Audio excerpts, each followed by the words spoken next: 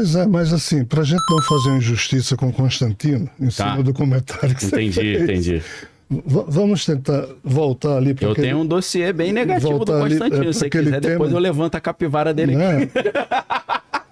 Que a ficha corrida dele é grande. Todo político tem que ter seu grau de esperteza. Assim, deixa eu só fazer uma gerir os conflitos. Assim também como Martim. O cara vai falar, Daniel é protestante, ele tá metendo pau nos católicos, não é isso? Martim Lutero também foi engalbelado ou cooptado de um projeto político que os príncipes, bispos e reis alemães não queriam mais pagar impostos para Roma. Quando o Duque Frederico da Prússia fala, Lutero, vem para cá que eu vou te patrocinar, ele não queria, creio eu, a expansão da verdade do evangelho. Ele estava querendo não pagar mais imposto para Roma. Pois é. Creio eu. Mas vamos assim, nos preocupar um pouco em transmitir para quem nos assiste a argumentação daquilo que a gente aqui está deixando como sendo as nossas conclusões. Beleza. Eu acho que é importante. Sim. Então, assim, para a gente entender Constantino e o catolicismo que surgiu, a gente tem que entender o cristianismo nas suas três primeiras... séculos. Nos três primeiros séculos, nas suas eras iniciais. A igreja primitiva? Porque assim, quando Jesus morreu, os apóstolos ficaram 10 anos. Eu vou arredondar os números para... Né? Jesus morreu por volta do ano 30, 27, 30. Os apóstolos ficaram até o ano 40, só funcionando em circuito fechado. Aí surgem os helenistas, com Estevão, blá, blá, blá, que tenta falar algo diferente da posição dos apóstolos, que há conflitos. Depois surge Paulo, que foi chamado por Jesus, e esses três ramos... Mas o senhor crê que Paulo foi chamado por Jesus ou isso foi uma história mal contada? Eu creio que sim. Na espiritualidade se tem como certo que sim, o espírito Porque Nietzsche, por exemplo, de Jesus... Eu sei que o senhor gosta de Nietzsche, tem um livro... Jesus e Nietzsche é o nome dele? Jesus e Nietzsche, que eu não sei. Nietzsche dizia que Paulo estragou o cristianismo. Né? Sim, total. Mas você concorda com isso também? Jesus escolheu Paulo. Sim. Mas Paulo, estragou. Na minha opinião, sim. Por ele não ter conhecido Jesus em vida, e isso é muito estranho, né? Paulo, quando Jesus o chamou ao ministério, Paulo criou dois conceitos que Jesus nunca tinha se referido a nenhum dos dois. O primeiro deles, salvação. Jesus nunca falou em salvação. E o segundo é a doutrina da justificação pela fé. Quando Jesus falava que cada um receberia de acordo com suas obras, não pelo fato só de ter fé. Então, quando Paulo criou esses dois conceitos, e Paulo foi maravilhoso na formulação teológica disso aqui, e Paulo não tem culpa na minha lógica. Paulo foi um dos primeiros, talvez o maior nome do primeiro século, porque o trabalho dele foi incansável. Os apóstolos de Jesus criaram uma igreja de Jerusalém. Paulo saiu falando para todo mundo, para os gentios, criou dezenas de igrejas. Foi até a Espanha, né? Os confins. Formidável. Pedro passou 15 anos hesitando o que é que faria, porque ele discordava de Paulo. No início, Pedro defendia que o cristianismo era só para os judeus. Ele era judaizante, né? Judaizante, né? Então, assim, Paulo foi alguém que abriu a mente dos próprios apóstolos com o testemunho que ele deu, e isso é formidável. Só que Paulo, de novo, não conheceu Jesus, então ele falou o que ele entendeu, o que ele pôde produzir. Você não acha que foi pela mediunidade recebendo Jesus? Eu achava isso, mas aí tem um pequeno problema. Porque, paralelo a isso, Jesus também utiliza um outro grupo, ou seja, nós temos três faces de Jesus no primeiro século. Uma que surgiu com os gerossolimitanos, como é classificado os judeus apóstolos lá de Jerusalém, que falam, se você estudar as epístolas de Pedro, os evangelhos que surgiram dali falam no Jesus, o homem, o Galileu. Mas Paulo, ele já queria a figura de Jesus, o Cristo. O nome Cristo não é nome, é epíteto, é ungido em grego. Né? Quando Jesus estava vivo, ninguém nunca chegou e disse, Jesus Cristo, tudo bem, era só Jesus. O Cristo... Mas Messias ele chamava. Messias, sim. Mas Cristo é a palavra grega, né? Cristo é o ungido, não é o Messias. Mas Messias significa ungido também, né? Machir. É uma saída... Que vem do óleo do tutano do osso, que é mar, né? Que quebra o osso. Exatamente. Hoje nós pensamos assim, mas na época, era mais um sinônimo para o fato de Jesus ser reconhecido como Messias. Tá? O senhor vê a diferença entre Cristo e Messias, as palavras? Vejo. Não só o mesmo conceito, só que numa palavra grega e outra hebraica? Se você for rastrear os dois, eu encontro, mas isso é só uma mera opinião. Na verdade, o Cristo já tem o Sebastos também, que é o imperador romano que recebia unção para ganhar as guerras, os né? portugueses, os lusitanos iriam se aproveitar E quando ele vencia as guerras, vinha a notícia da vitória, que era o evangelho, né? Exatamente. O evangelho. Mas assim, os apóstolos produziram a face de Jesus, o ser humano, o Galileu, o Nazareno. Entendi. Paulo produziu já o Jesus, o superstar, ou seja, Jesus, o Cristo, o Salvador da humanidade. E Jesus Deus também, né? Jesus Deus, mas o Jesus Deus, isso surgiu com Constantino, depois do Concílio de Nicéia. Mas você acha que os manuscritos do Novo Testamento que citam que Jesus é Deus foram criados depois? Foi uma fraude? Não. Não? São 27 os livros do Novo Testamento. Sim. Você tem 21 epístolas, os 4 evangelhos tradicionais, o Ato dos Apóstolos e o Apocalipse. Sim. Isso aqui tudo é real, isso aqui tudo é honesto. Isso aqui tudo é quente. É quente. Tá certo? Não foi criado depois. Houve uma ou outra tradução, porque isso estava em aramaico. Essa parte. O Antigo Testamento era em hebraico. Isso aqui era em aramaico. No livro de Daniel tem uma parte em aramaico também. Quando foi traduzido para o latim, que era a língua São oficial, Jerônimo embaralhou tudo. Aí aqui houve uma ou outra... Aí surgiu Lúcifer, por exemplo. Exato, tá certo? Então aqui tem uma ou outra adaptação aos interesses europeizantes da Igreja Católica. Né? Mas voltando, surge com Maria de Madalena e outras figuras a face de Jesus o vivo, que é o Jesus que, mesmo tendo morrido na cruz, estava aparecendo ressuscitado e falando coisas para Maria de Madalena e para outros discípulos de Jesus. E, sem sendo isso aqui verdadeiro, o que esses apócrifos, que mais tarde assim seriam considerados, contam, é que mesmo Maria, mãe de Jesus, Pedro, Filipe, Bartolomeu, alguns dos apóstolos, terminaram migrando para esse terceiro grupo. Mas o terceiro é qual mesmo? Desculpa retomar. Maria Madalena. Mas aí eles têm a visão de Jesus. Gnósticos. Que Jesus é vivo. Jesus o vivo. Esse terceiro grupo é o Jesus vivo. Porque aquele que tinha morrido, mas continuava vivo. É um pouco a tese dos merovingios, daquela história lá do Código da Vinci, né? Do Dan Brown. Dan Brown inventou que eu digo. Na verdade, ele copiou o livro Holy Blood, Holy Grail. Exatamente. Né? É plágio. Exatamente. É plágio. Ele genialmente lá pegou misturou essas fontes, misturou botou o nome dele e falou, é meu. E deu o show dele. Ganhou uma grana, né? Deu o show dele. Mas assim, essa estrutura que nós vemos surgir aqui via Maria Madalena, a estrutura via Paulo e a estrutura via os apóstolos, tá? Qual é o problema? O problema é que entre os anos 50 e 60 do primeiro século, quando Pedro e Paulo foram mortos, tá? Quem que sobrou dessa história? João. A partir dos anos 70 do primeiro século, o único personagem que havia convivido com Jesus, que estava... No ano 70, quando os romanos destroem Jerusalém, lá sai João fugindo para a ilha de Patmos. Leva Maria, a mãe de Jesus. Sim, que Jesus deu essa ordem, cuide dela. Aí João, é tão difícil. Depois que Jerusalém foi destruída, que os primeiros evangelhos começaram a surgir, cara. Ou seja, 35 anos depois da época da morte de Jesus, que surgiu o Evangelho de Marcos. Dizem que os manuscritos de Marcos, os primeiros vêm dos anos 60, né? Acho que ainda tinha o templo ali. 60, 70, isso ninguém tem muita certeza. É difícil você bater o martelo. O que se sabe é que Mateus e Lucas teria sido... Depois, um pouquinho. Provavelmente cópia de Marcos, e isso está lá para o ano 70, 75. Tem citações diretas do Marcos, né? Algumas figuras dizem que os três surgiram juntos, não há essa diferença de 10 anos. Tem uma teoria que tem um documento primeiro, e que depois sai Marcos, e depois os outros evangelhos bebem dele. Isso, por isso que eu cito os três depois dos anos 70. Eu ia perguntar de João, porque João é muito Jesus Deus, né? Mas aí João não escreve o dele. João não escreve. Você sabe por quê? Que o Evangelho de João não foi ele que escreveu? Não, ele não escreve o dele nesse período. Ou seja, cerca de 40 anos depois da morte de Jesus, Tinha evangelho já de Jesus, de Marcos, Sim. Mateus e Lucas, mas João, que apócrifos estavam surgindo. viveu mais próximo a Sim, Jesus, deitou no colo. bico calado. Por quê?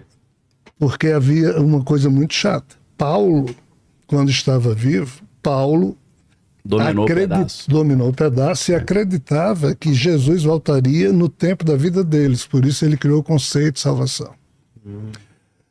E não voltou.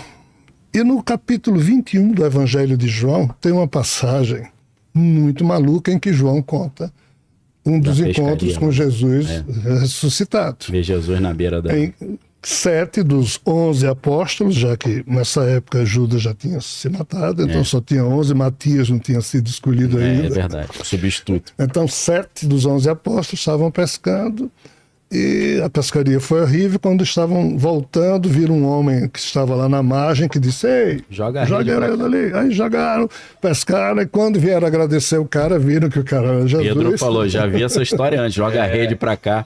E João conta que eles comeram peixe juntos nesse dia. Pô, Aí na hora do churrasco, É, está Jesus ressuscitado aqui, Pedro aqui, os outros 5 apóstolos aqui, e João estava aqui.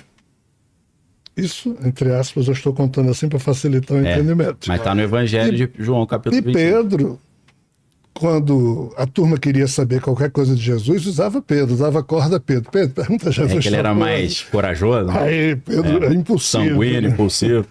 E Pedro vivia enchendo o saco de Jesus na época que ele era vivo. Jesus, quando você for rei, imperador, Messias, você de que pasta? Qual o ministério? Me bota aí no Os pais de Ministério João, da Defesa, eu quero guerra. os pais de João e Tiago, quando Jesus, uma certa vez feita, voltou para Cafarnaum, a turma disse: Jesus, antes de você entrar na cidade, enquanto tá só a gente aqui, isso o pai de João e Tiago. dá pra Quando você botar assumir o meus teu filhos aí, reino, meus filhos vão sentado na mesa. Pois é. Aí Jesus diz: cara, meu Quem reino quiser não é ser o desse maior mundo. será o menor. Quem for o menor Pois será muito o bem. maior. Aí nessa hora aqui, Jesus ressuscitado, já sabendo de tudo, aí Pedro disse: agora eu vou fazer as perguntas. Aí diz: Jesus, o que é que vai ser de mim? Ele é melhor você não saber não, hein? Aí Jesus dizia: ô Pedro, eu vou na frente, vou preparar um lugar. Aí Pedro não gostou muito da pergunta, né? E disse: e João? Não, o do próximo lá. O outro. E de fulano. Aí Jesus disse a mesma coisa. Aí como Jesus percebeu que ele ia sair perguntando um por um, Jesus disse: olha, vocês irão comigo para a morada que eu estou preparando. Mas aí Pedro notou que o movimento de mão de Jesus envolveu os 6, mas não Chegou no envolveu João. João. Aí Pedro disse: e quanto a ele? Aí Jesus, meio sem saco, disse: o que importa a ti se eu não quero que ele fique eu até não quero que ele venha? morra até que eu venha. Então, Aí surgiu, a Bíblia diz, surgiu uma lenda de que João não iria morrer. isso, até a vinda É daí de que Jesus. surge o vampirismo. O vampirismo acha que João foi o primeiro vampiro que ele descobriu que vive para sempre bebendo sangue dos outros. Devido a isso, espalhou-se entre os cristãos Que João não morreria. que João não morreria até a vinda de Jesus. Então, como João era o último e único remanescente de todos que haviam convivido com Jesus, todo mundo ia fazer uma visita a João e dizer: João, quando é que Jesus vai chegar? João, não é uma vergonha para você, não. Olha, Marcos, que nem da apóstolo era, produziu um evangelho. Entendi. Lucas, que nem conhecia Jesus também. Mateus, tudo bem, era apóstolo, mas você era assim com Jesus e não vai escrever um evangelho. Mas por que João não escreveu o evangelho? Porque ele não sabia responder esse troço. Quando é que Jesus ia chegar? Mas aos 90 anos ele escreveu. E o espantoso é quando você compara o evangelho de João, Mateus, Marcos e Lucas, você vê capítulos 13, 19, 17 de Mateus, Lucas e Marcos, todos os anúncios que Jesus fez em vida quanto à futura vinda dele. Em João você não encontra uma citação. É o único evangelho que não fala na volta de Jesus. Por quê? Porque esse assunto traumatizava, é o que a gente sabe na espiritualidade. Mas aí acontece um fato totalmente estranho.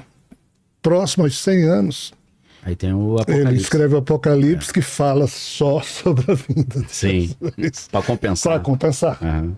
Certo? Talvez tenha pedido. Para E compensar. você acha que o Apocalipse realmente foi recebido ali na mediunidade e é é sinal de coisas reais do mundo espiritual. Exato. Entendi. Na minha perspectiva. Mas você acha que ali tem coisa que vai acontecer ainda ou já aconteceu tudo? Quase tudo. Falta só. Falta um detalhezinho? Que eu posso Já esclarecer agora. aconteceram? Tá? Na minha perspectiva, qual é a diferença do Apocalipse enquanto livro? A gente nem chegou ainda em Constantino. Não Tô no chegamos, século rapaz. I, mas Ô, eu quantas chego. horas você tem hoje aí, Vilela? Relaxa, estamos tranquilos aí. Tem comida, tem bebida. Mas nem começou aqui ainda. Como é que faz? Quando o Apocalipse foi produzido, a perspectiva do Apocalipse era ser aquele livro profético. Porque, assim, a profecia, para quem estuda profundamente profecia, há um preceito lógico de que a profecia predispõe, mas não impõe o fato. Sim. Ou seja, a profecia anuncia. É. A boa profecia é aquela em que, quando é anunciada, as pessoas escutam, respeitam, se modificam, aí a profecia não acontece. É, exato. Essa é a boa profecia. Sim, sim. A profecia dolorosa é quando alguém dá um aviso, a turma não leva a Atualiza. sério, e esse alguém era Javé, dando os avisos dele, os anjos dele, sei lá. Então, assim, qual o problema? O problema é que, nesse contexto, quando você vê no início do Apocalipse, qual é a tristeza de João, que foi levado a um ambiente pelo tal anjo que o obrigou a Foi escrever levado ao dia aquilo? do Senhor. Ele viu o Senhor, o Javé, ou seja lá quem for, sentado no trono, os 7 livros selados com as profecias feitas. Ninguém era digno E de abrir ninguém o era selo. digno de abrir, nem A não o ser o próprio Cordeiro. Javé. Mas é o Cordeiro, o leão da tribo de Judá, Que morreu e que ressuscitou, morreu, é digno. Jesus é digno. Ou seja, isso aqui está querendo dizer que de todas essas figuras, só o Jesus ressuscitado teria condições de, dentre todas as profecias vaticinadas, que poderiam acontecer ou não, mas o Apocalipse seria o livro que diria, escolheria, distinguiria as profecias que inexoravelmente iriam acontecer. Então o É Apocalipse inevitável, né? traz essa marca da inevitabilidade, da inexorabilidade. Sob essa perspectiva, no estudo que eu fiz, eu publiquei isso num livro chamado Recado Cósmico, uns meses depois da queda das torres do World Trade Center, né? 2001. 2001. Na minha perspectiva, nós temos 3 eventos antes da chegada iminente da Jerusalém Celeste, que Sim. seria exatamente o tal Rockma, Sim. ou Sofia, que seria o ser que, em tese, teria produzido o humano Jesus, iria se apresentar à Terra, cumprindo assim a palavra de Jesus, já que ele disse, eu vou voltar, mas não nascendo como ser humano, mas sim na minha condição celeste. No Apocalipse, na carta a Filadélfia, o próprio anjo fala com que João diga que o novo nome de Jesus será conhecido, mas o novo nome é o Rockma, ou seja lá o que for. Mas, concluindo, capítulos 17, 18 e 19, diz da queda da Babilônia. Sim. Essa parte é interessante. Fala de que a Babilônia cai assim, ó, pá, ou seja, a queda das 2 torres do World Trade Center, e diz o que? Os navios e navegadores e mercadores E vem a tristes fumaça, vendo a né? fumaça do incêndio, ou seja, é aquela cena, né? Capítulos 17, 18 e 19 Esse é o do primeiro evento Apocalipse. dos Primeiro 3? evento. Tá. Segundo, os reis da terra entram em guerra devido à queda da Babilônia. Guerra do Afeganistão, guerra do Iraque. Ucrânia agora. Estados Unidos querendo invadir o Irã. Aí você para. Aí vai para o capítulo 11. Aí surgem as 2 testemunhas do Senhor anunciando. As testemunhas morrem, ressuscitam, e depois disso o 7º anjo toca a 7ª trombeta e todos os olhos de viventes na terra verão vir por sobre as nuvens a Jerusalém Celeste com Cristo, blá blá blá blá Que aí blá. vence o anticristo, a besta, o falso Aí profeta. toda essa A confusão. trindade né? do capítulo. Então, assim, na perspectiva do meu estudo, Sim. que não é meu, foi aí é coisa da Um espiritualidade. quebra-cabeça envolve ali que tem que montar, né? isso. Então, nesse livro chamado Recado Cósmico, na sua segunda parte, eu apresento isso aqui, que já estaria cumprido, faltando apenas o toque da 7ª trombeta. Ponto. Se isso for verdadeiro, nós estaríamos vivendo a iminência Desses eventos desse históricos, evento. né? É. Mas só antes da gente chegar no Constantino, que eu tenho interesse também, e nessas partes do Evangelho, principalmente no Evangelho de João, que fala claramente que Cristo é o Deus que criou todas as coisas, o antigo, que ele estava junto com Deus, todas as coisas foram feitas por ele. Aí tem um problema. Então, Porque nessa doutrina fica problemático o negócio. Porque Mas- você assemelha Cristo a Yahvé. Na verdade, a primeira heresia foi o Marcião que falou que Cristo e Yahvé são coisas diferentes, né? Exato. Mas Que não assim, é o que eu creio. Pra mim é tudo o início do é evangelho, igual o sovaco e axila. o início do evangelho de João, ele é estranho, É. porque ele diz, Pra essa no linha de... princípio, Pra mim é legal. é né? estranho. É. No princípio era o verbo estava com Deus. Ele poderia dizer, no princípio era Deus, É, Deus criou o verbo, sim. se Deus for maior que o verbo, for mais importante, ele deveria dizer, no princípio era Deus, Deus criou o verbo, mas ele diz, no princípio era o verbo. Verbo. O verbo estava junto a Deus. Deus. Blá, blá, blá, blá, blá, blá, e sem o verbo nada Foi feito, se fez. Ou seja, o verbo é mais importante que Deus? É o próprio Deus, né? É? Eu acho que sim, né? Mas é mais importante que o Deus? Ou seja, Acho nós estamos que é falando aqui de pé de igualdade, né? Esse é o problema. A gente, cada um aí acha o que, o que pode. Então, assim, mas é estranho. Porque É João, interessante, né? João aqui está dizendo que o verbo é maior do que Deus, no sentido de fazer algumas coisas, pelo menos. Há um reconhecimento tácito de que foi Deus que criou tudo, ou o Criador, mas sem o verbo a Não criação tinha não teria criado. Então, isso é meio estranho. Aí você vai ler essa confusão toda na mitologia ariana hindu entre Vishnu e Brahma. Sim, sim. Mas, Tá. indo para a sua pergunta, o Evangelho de João, ele é tido por alguns como gnóstico, porque exatamente ele faz a diferenciação, você falou em Marcion. Marcion foi um cara que surgiu no ano 140, que produziu uma super igreja no século II, e que dizia o quê? Que existiam dois deuses, um criador e um legislador. Aí começa essa coisa gnóstica, que dá continuidade ao trabalho de Maria Madalena. Então, assim, no século II já existia os paulicionistas, que era a turma que seguia as epístolas de Paulo, os helenistas gregos, os gnósticos, ou seja, o cristianismo já estava dividido em vários segmentos. No século II a gente tem Irineu, o bispo de Lyon, que começa a brigar com os gnósticos, surge Orígenes, dá uma nova visão ao cristianismo. E vamos logo para o século III para ver se a gente chega em Constantino. Os pais apostólicos surgem com a defesa do cristianismo, né?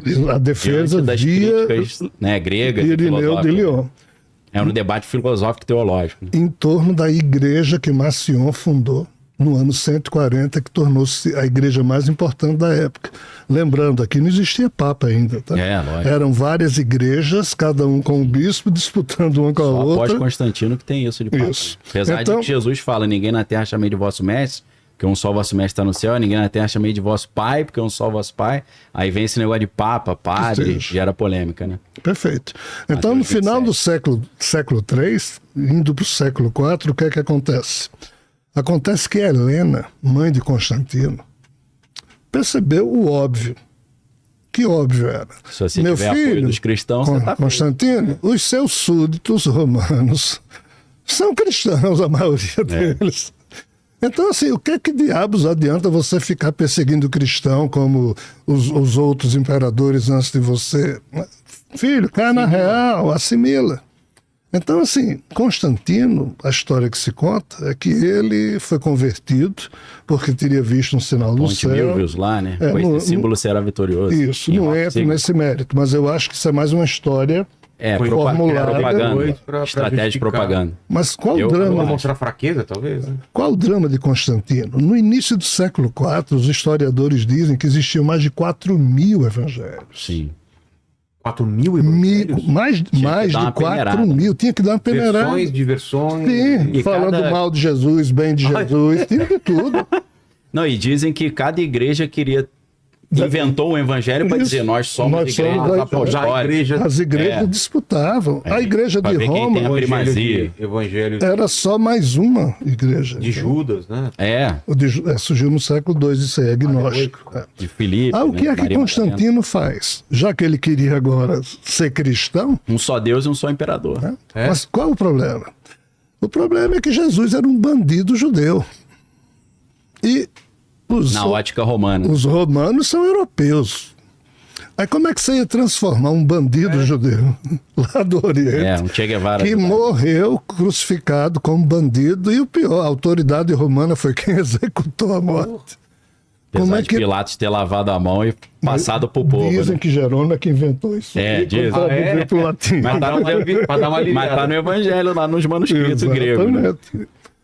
Aí surge até um antissemitismo em cima disso. Foram os Isso. judeus que decidiram matar Jesus, e não é o caso. Exatamente. Mas assim, aí Constantino faz o quê? Convoca um concílio de Nicéia Sim. em 325 Pra e definir, chama né? toda essa turma. Vamos resolver essa polêmica. Mas aí aqui deu bronca. Por quê? Porque um bispo chamado Ário colocou uma tese que Jesus seria era Deus. anterior... Não, que Jesus era humano. O arianismo, O Jesus. arianismo é que Jesus era só um ser humano. Não é o docetismo? Não. Não? O arianismo é o Vamos Cristo devagar. Deus? Não, é não. Não? Não. O arianismo, ele... Sem ser divindade. Porque assim, a turma influenciada por Constantino queria elevar a condição de Jesus para ver se disfarçava com isso o rastro humano dele ser um judeu. Tá? Então Ário, o bispo Ário, defendia, olha, Jesus é um ser humano que divinizou-se, que foi tão formidável, blá, blá, blá, blá, blá, blá, blá, blá, blá. Aí a turma toda ficou contra Ário. Constantino não, Constantino apoiava Ário. Mas aí a turma ficou contra Ário, por quê? Porque eles não gostavam do Deus de Jesus, que é o Deus do Antigo Testamento, é o Deus dos judeus. Não era por uma influência gnóstica deles? Ainda não. Não? Não, nesse ponto não. Essa turma queria só se livrar do Deus da Bíblia e da questão de tentar esquecer ou criar uma cortina de fumaça para transformar Jesus num herói, não num bandido. Aí surgiu aqui a ideia do trinitarismo, ou seja, de criar uma trindade, uma santíssima trindade, para ir contra a doutrina de Ário, elevar Jesus à condição de ser igual a Deus, mas que Deus não era o Abba que Jesus falava, é o Deus criado a partir da concepção dos trinitaristas que inventaram a figura do Espírito Santo, inventaram, que eu diga, transformaram algumas palavras de Jesus que falavam no Consolador, no Paráclito, Mas tinha no Antigo Testamento já, né? O Espírito de Deus. Mas aí esse Espírito de Deus pode ser só metáfora. Ou não. Mas assim, ser necessariamente o Espírito Santo. Entendi. Então assim, o fato é que os trinitaristas deram o show deles e criaram toda a Santíssima Trindade.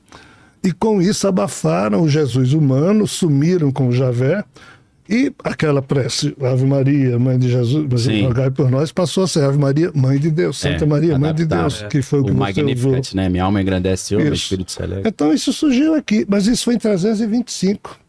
Aí agora a igreja de Roma era importante. Aí dois caras ficaram disputando a igreja de Roma, que antes ninguém queria ser, porque todo mundo morria de medo Assumir essa bronca aí. do Império Romano trucidar.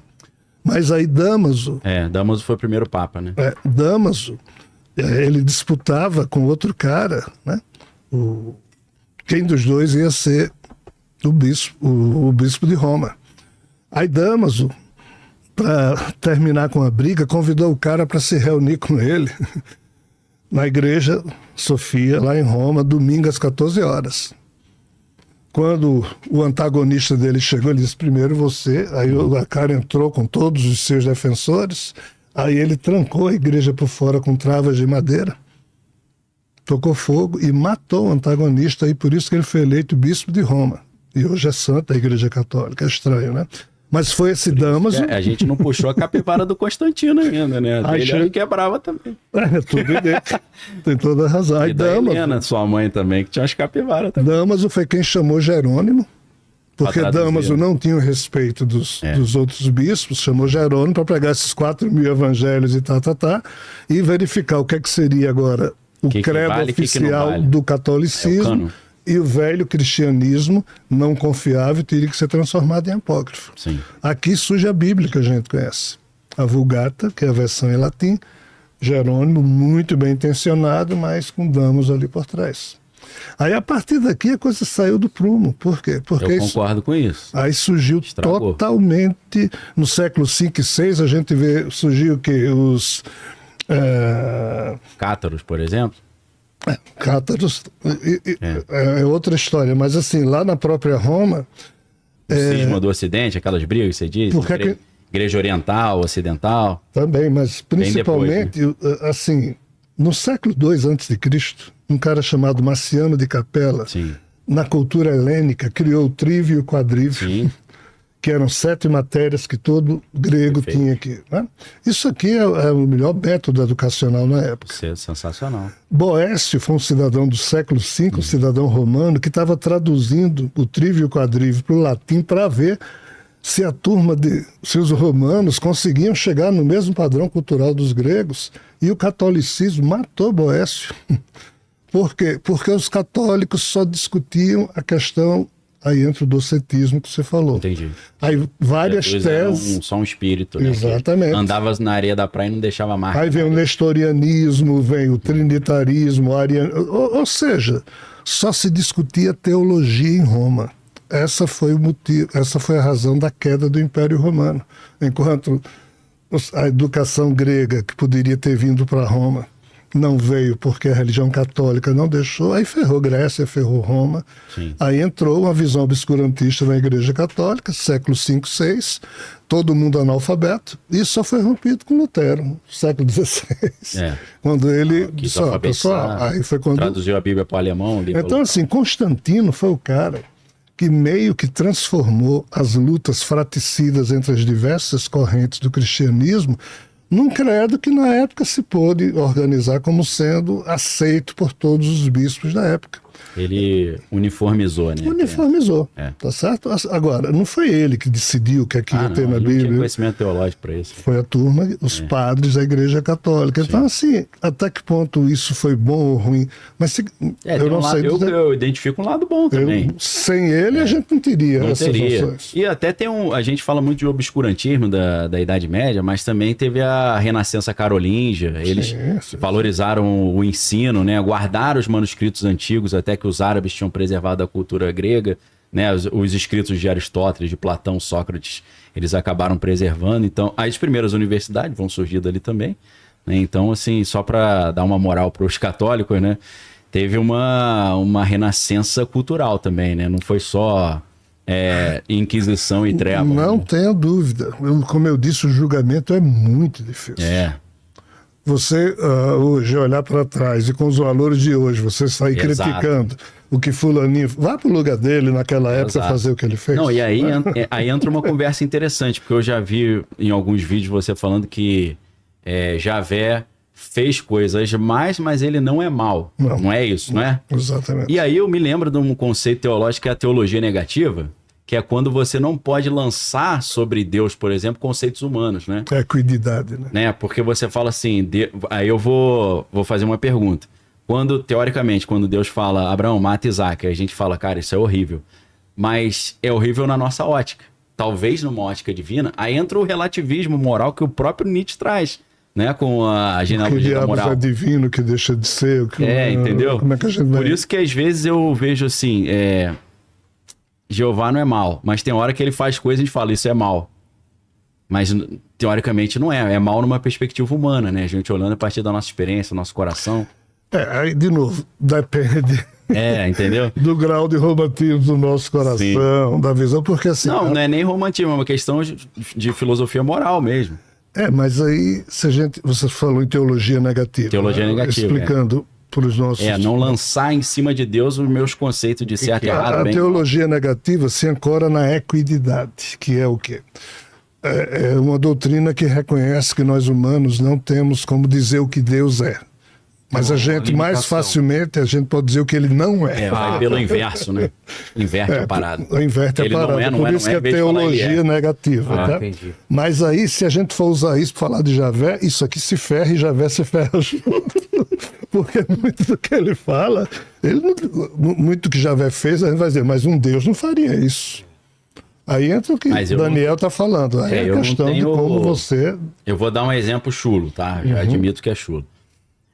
Eu mostro pra você um vídeo assim de uma criança esperando o ônibus da escola, aí vem, de repente aparece um adulto, empurra essa criança, ela cai no chão e se machuca.